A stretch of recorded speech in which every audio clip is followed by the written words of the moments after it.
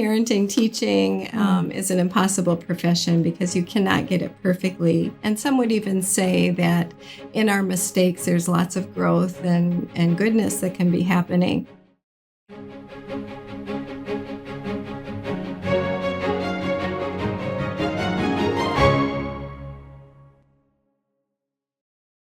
Welcome to Raising Grace Made for Wholeness. I'm Sister John Dominic, a Dominican sister of Mary, Mother of the Eucharist. And I'm Dr. Karen Villa, a clinical neuropsychologist, and I'm glad to be back with you all for another episode of our Raised in Grace Made for Wholeness series.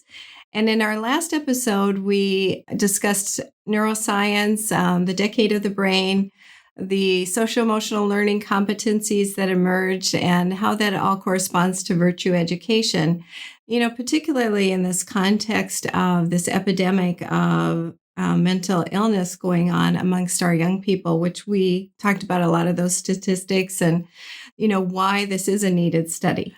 So, yeah, right. And so in that, from the needed study, we developed this timeline, which we talked about the beauty of gradualness.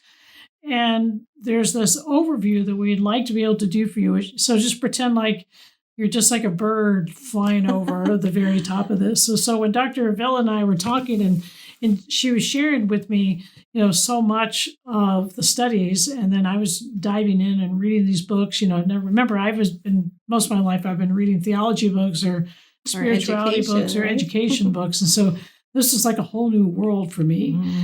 And as we were talking, I was like, we need to put this together like in a timeline, you know? So it starts before birth all the way up to age 24. Mm-hmm. And it's like, how can we kind of give parents a way to understand, or maybe a school counselor or a teacher? I mean, so many times I can remember as a principal, as we were doing this, thinking, if I had this knowledge as a principal, maybe sometimes I could have approached something, a little bit differently. And where they were developmentally, I understood that a lot clearer. Mm-hmm. So the timeline, which we'll put up for you, and that we have in the book that we have referenced, in the beginning, there's one section on page 34 and 35 where we just give you kind of like the key. All right, so that's like we're flying over. You're just like you're looking down. You're like, okay, these are the main areas that we're going to discuss. Mm-hmm. And then if you move forward a few more pages, from 42 to 43, and sorry we didn't get it in the middle of the book, we tried, this is the best we could do. Mm-hmm. You're going down a little bit closer and you're getting a little bit more detail. Now, don't be intimidated by it, okay? Mm-hmm. Don't be thinking, oh no, that's way too much information. No, because we're going to walk through this. We're going to spend as much time as we need to with you all to unpack this, to give you the information. It's our hope to bring in colleagues and other experts that can kind of shine a light on different sections in here. So you'll really be educated in all of this by the time we're done. And then the other pages that are following are just a very much an introduction to what you need to know about each of these sections on it. So I think that's really a great way to look at it. Now, I'm going to kind of give you a few little details so you can understand it. So it starts, if you look at it, you're kind of going from the top to the bottom, and there's a beautiful blue color that surrounds it. You can kind of tell from the set and everything that we kind of love blue. Like Mary's blue, like the Blessed Mother is kind of wrapping all of us. She's the one that's holding us and looking at us. But there's a section where the river of grace down below begins up here, tied with the section with the sacraments. Yes, okay, so this understanding of living the sacramental life, having ourselves always connected to grace, which again, grace is God's life. It's our participation in the life of God. That He wants to elevate us. He doesn't want us always to be living on this natural level. He wants us to live on the supernatural level in the life of God. And then you'll see the virtue tree connection, the root system that kind of goes throughout, because in the last episode we talked about the importance of the theological virtues and about safe, seen, soothed, and secure. So that kind of gives you a framework of understanding with the roots going, that you as the educator or the parent always need to have that surround, right? Or that exactly. fertile soil for growth to occur exactly. in. So we're trying to give you we're trying to be like Jesus and give you these these real concrete understandings, that you can hold in your mind in these situations. So that'll give you just kind of the understanding of the big picture. But what I would love for Dr. Villa to kind of take us through each of the stages, kind of walk down from the top to bottom, and to give you a brief introduction to what it is and what we'll be covering more in depth as we go through each of the shows. Yeah, very good. Yeah. So I'm going to kind of walk through the key and explain what each section is from left to right on our developmental timeline. So as Sister said, it runs from 0 or conception to 24 years old, because the decade of the brain taught us that's when the greatest amount of neuroplasticity was going on. Once the frontal cortex is wired around 24 years old, neuroplasticity really slows down, but it remains available to us. We still get it, right? We still get it. Thank goodness. Thank God. So that's the beauty of gradualness. So we're laying out how this wiring is going on for health and for good over time. But of course, we start with the sacramental life. And it's so fascinating, I think, that there's so much about our faith that is consistent with good brain wiring. And of course, starting with the grace of baptism. But then when you move into first reconciliation and first Holy Communion, that corresponds directly to the age of reason in children, which is 7 years old. So they have a big shift in their maturation at that point, their ability to reflect, and things like examination of conscience certainly support that brain wiring, that reflective capacity, that insight and prudence that they need. And then, of course, moving into confirmation in adolescence and how that supports adolescent brain development. So after the sacraments, we move into looking at the cardinal and the theological virtues on the timeline. So if you did watch the last episode, we made a correlation between the cardinal virtues and interpersonal neurobiology. And that's where the cardinal virtues match these yes brain fundamentals that are necessary for wiring good brain health. And those were temperance and balance. They were fortitude and resilience, insight and prudence, and justice and empathy. And what we find is that individuals who, kind of sequentially wire these abilities across the developmental span, these are the ones who adjust well to their young adulthood. And it's why they're so important and why it's good to bring it back into Catholic education. Right. And that shows the importance of really just teaching, just be intentional about the virtue education. Right. And that is kind of wired into that neuroplasticity. It's wired into their minds, into their behavior, that it becomes a part of who they are. So it's just that formation as they're going. Okay. And we would say you're laying down neuronal pathways. Right, exactly. But alongside the cardinal virtues is the importance of the theological virtues that as parents and educators, and I think this is a lot what we're missing, is that we really have to be intentional about what is the surround, what is the fertile soil that children are growing in. And we know that the brain neurodevelopmentally grows best in the midst of love, connection, hope, and coming under the grace of baptism and faith. So those two really need to work together. So you'll see those in our developmental timeline. Then we've also incorporated the Castle 5 core competencies, again, that match the cardinal virtues and these interpersonal neurobiology correlates. But those are self-explanatory, and you'll see how those match. The next thing we have on our developmental timeline are these 3 windows of what we call neurological opportunity. So these are times in a child's development where there is intense neurological construction going on. And it's really, it's Neuroplasticity is through the whole developmental lifespan, but it's going on in an intense way in these 3 windows of neurological opportunity. So those are times where we have to be very intentional about how we engage and the kind of experiences that children are exposed to during those times. And in the last episode, we talked about the first 1,000 days as the one of the windows of neurological opportunity, and how foundational that is to long-term well-being, to have attuned, responsive care in those first 1,000 days. They're saying wires in about 70% of well-being.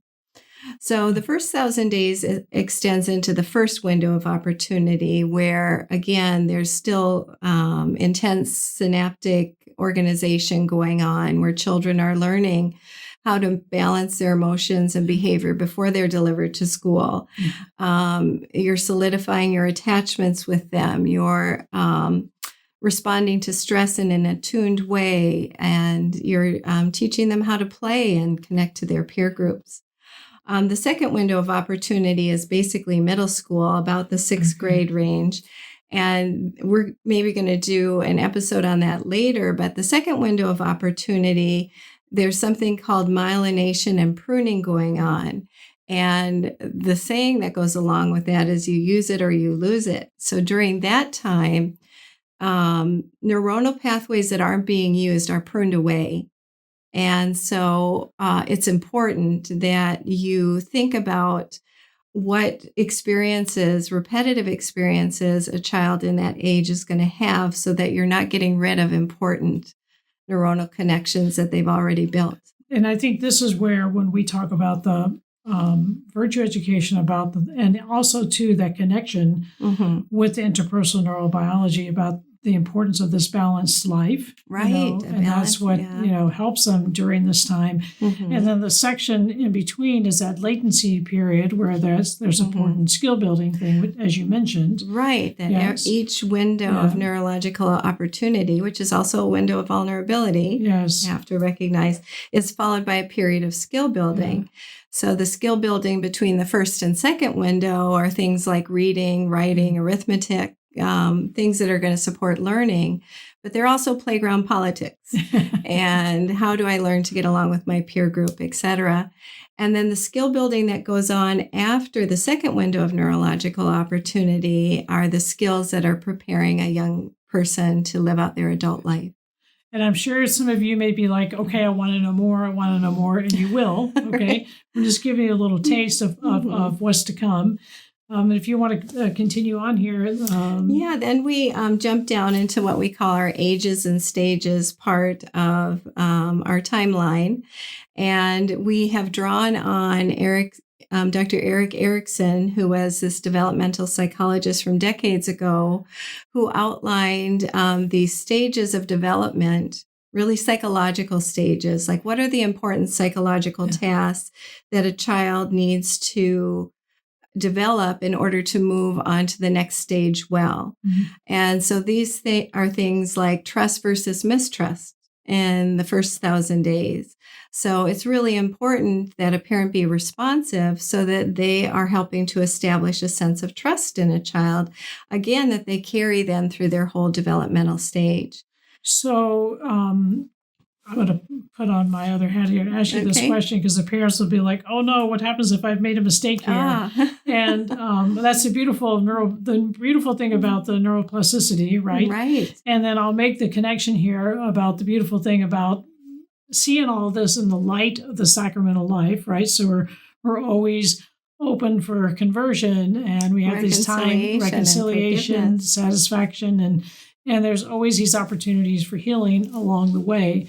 So we want to make sure that I'm going to just jump in and say that every once in a while, because I'm sure, as you know, as a parent, it's like, don't get my kids in here talking about my mistakes. All right. So we would say that parenting, teaching is an impossible profession because you cannot get it perfectly. And some would even say that in our mistakes, there's lots of growth and goodness that can be happening. So we talk about a strategy later called rupture and repair. And the idea isn't that the rupture happened, that causes developmental delay or a problem. It's that we don't repair. Yeah. So if a rupture is left in place and you don't swing around and repair it, that's the more damaging piece of that. Right. So it's important to know that, we all reach our limit, we all make mistakes, but that you hold in mind that no matter what stage of development your child is in, that you can do a relational, emotional repair with them. So does that help? Okay. Right. All right, keep going. Yeah. So we talk about these stages. There's Erickson had 7 stages, but we've outlined 5 of them that apply to childhood. And again, it was his recognition that there's so much neuroplasticity and so much development that's going on from that 0 to 24-year-old range. We talk about adult interventions at each of those stages and what the goal of each stage is. Yeah.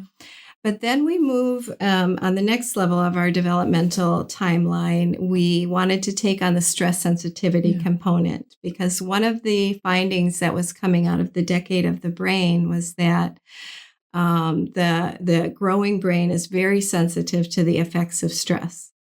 As a matter of fact, some people may have heard of ACEs, Adverse Childhood Experiences Scale. And what that scale taught us is that the more stress a child has, the worse they do on a number of indicators of health and well-being and interpersonal relating. So it is really important to have an understanding of how stress lives in the body and what happens. One way we think about health is this concept of integration, where a child is open and receptive to their learning. Things are flowing along kind of harmoniously. And neurophysiologically, we talk about that as their social engagement system. And that is the still point of grace. We're in a still point of grace. They're in a still point of grace. Parents, you all know when you have those days where when you turn out the lights at night, that was a pretty good day. And that's where everybody was in this state of social engagement. Now, Dr. Dan Siegel has this acronym, because he likes those, that he uses for what integration looks like in children. And that's the acronym of FACES. So that means that they're flexible. If you say, hey, get off your video games because we're going to dinner now, they're flexible enough to do that without falling apart. They're adaptive to their environment. They have this sense of coherence. Their left brain and their right brain are working together. They're able to see things through from beginning to end. They're energized and they're stable.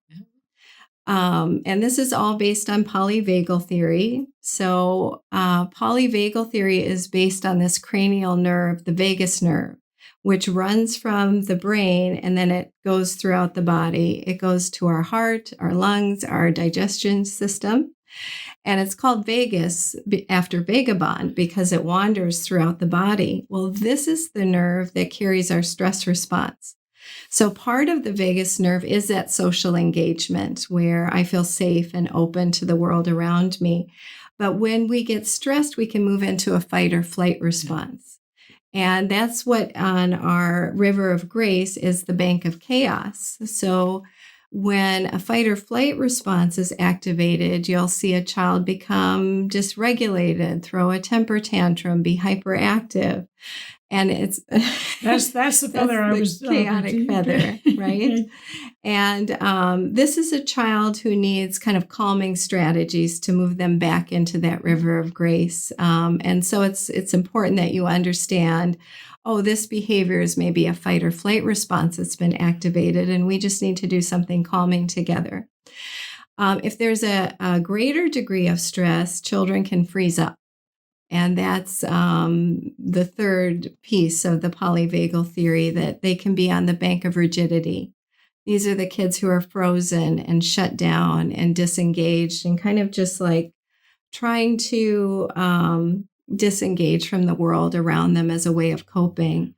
And the strategies we outlined there are energizing strategies. These are the kids that you have to get up and moving, and you have to use music and movement and rhythm and those kinds of things to get them back into the river of grace. That's right. So that's where, and then we'll understand more. This is when we unpack more of the co-regulation part, which I think when you with this last section The of last the neurosequential section. model. So the neurosequential model is the bottom of our timeline.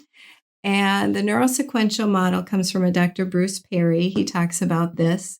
And it's important to know that there's an order in which the brain develops, so 1, 2, 3. And there's an order in which the brain processes information, that same 1, 2, 3. And that is that the first to develop are our survival structures, the base of the brain. So that's where regulation is important. The next part of the brain to develop is the limbic system, where it's processing information about relationship and emotion. And then the last part to develop is the cortex, and that is the place where all of our learning goes on. That's where language is housed, that's where memory is housed, our ability to comprehend and our ability to engage in our environment. So what Dr. Bruce Perry was so good about illustrating with this regulate, relate, and reason was that parents and teachers need to stand in this relational space with children. And, we've talked about co-regulation. They need to stand in that relational space with this still point of grace, deciding whether children need help regulating, they need adult help regulating this stress response, or they're in good relationship, and then the cortex becomes open for business. Yes. He would say only after regulation and relationship is the portal to the cortex open to be receptive to learning and parenting, we would say as well. And as you're talking about that, and I'm sure people are listening very intently to this, and then you're thinking, okay, what are some strategies? Right. We'll come to those. But one thing I want to point out too that I found I've learned so much in this process. But when they do go in that shutdown mode, their hearing is their hearing. Can you explain that? The hearing shifts to become available, from an evolutionary standpoint, to kind of predator sounds. Yeah. And so it shuts down to certain frequencies. And so you as a teacher can be saying to a child, what were you thinking? Can you not hear me? And what happens is that we can't, this is where we have to, we have this understanding, and also the understanding with virtue, because the word obedience means to obey, right? So comes from that, the word to obey, which means to hear, right? And we may say, why are you not obeying me? Thinking, why you're not hearing me? But they're not able to hear until they're able to have that calmer time. And then they have that relational aspect with you as the teacher or the parent or as the principal, And that's where you would do your intervention. Exactly. And then there's that time, that they can have that point where they can reason and they can hear what they want to hear. So again, we'll be talking about all of that, but I think it's an important kind of little tidbit of understanding. And I would say this is a paradigm shift. So there's a Dr. Lori Desautels out of Butler University who's written Intentional Neuroplasticity for Educators, where she is bringing these stress regulation strategies into the classroom and why they're so important to learning. And then a Dr. Mona Delahook, who wrote Beyond Behaviors. And she's been very good at conveying that what we're really seeing when we see non-compliant behavior or dysregulated behavior is the tip of the iceberg. And you really, through this neurosequential model, you need to get below the iceberg and understand what is activating, what's driving that child's behavior, what's coming up from the bottom up. Right. And base your interventions on that. Yeah. And it's so much different than compliance. Yes. Just do what I say, where we're trying to appeal to their cortical thinking. This is why that doesn't work. Yes. And what I love so much about understanding this from a behavioral aspect is that I'm naturally going to look at that at my own, our own spiritual life, our growth. And when we talk about virtue, there's going to be vice, there's the capital sins that kind of would get down into the root of things, differently. And then how are we looking at those and those points of conversion? So it goes, and that's what St. Thomas Aquinas had noticed, how he did in his teaching, where he talked about the importance of of prudence and fortitude that we get. We have this regulation, that takes place, this proper ordering, this integration, before we get to, actually it would be temperance and fortitude, right? In order to get that calm, in order for us to get up to temperance, which is really the right reason and action. So this corresponds, which again, we will go into in a lot more detail when we dive in deeper to the neurosequential model. You mentioned strategies. Yeah. We can mention I think in our book, we outline like 5 big ones. Yes. And certainly co-regulation is the main strategy, right? That you come into a calm, still point of grace so that you can decide how to engage with a child and get them back to their still point. Right. But we talk about things like the healthy mind platter. Yes. These are the 7 nutrients that Dr. Dan Siegel identified that a childhood brain needs every day. And they're things like play and time in and good sleep and time to learn. There's 7 of them that you can see outlined there. We also talk about rupture and repair there. Yes.